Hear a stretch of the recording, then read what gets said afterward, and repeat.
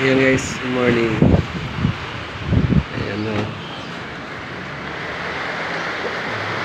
Dito tayo sa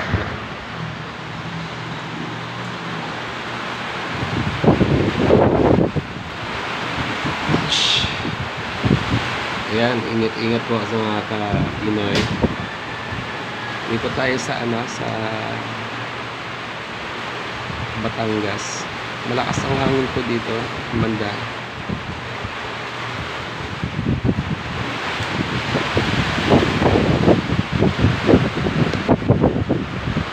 Ayan, ingat-ingat po sa mga driver, sa mga turista.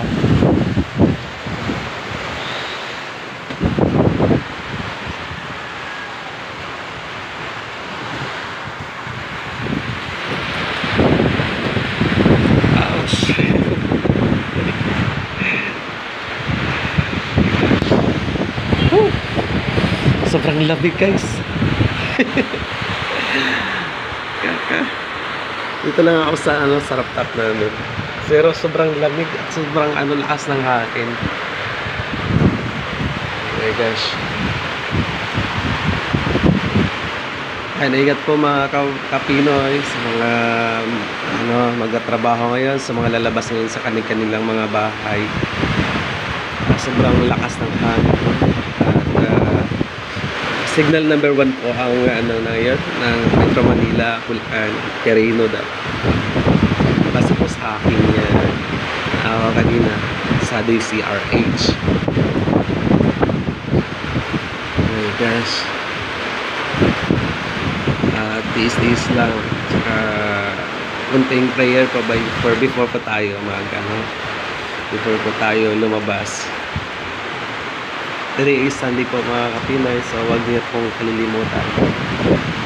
Tumawag po sa ating yan, napakalakas ang ulan ngayon. Ngayong araw,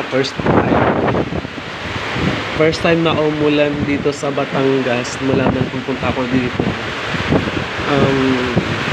Pag-ulan niya, bagyo agad. Oh my God. Ayan guys, ingat-ingat po sa mga lalabas ngayong araw,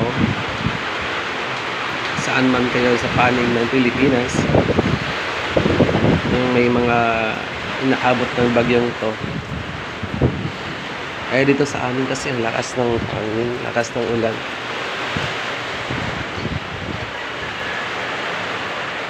Hindi ko alam kung anong signal na ngayon dito sa Batangas. Nandito po ako guys sa Batangas ha. Yan guys. Tingnan mo yung mga niyog.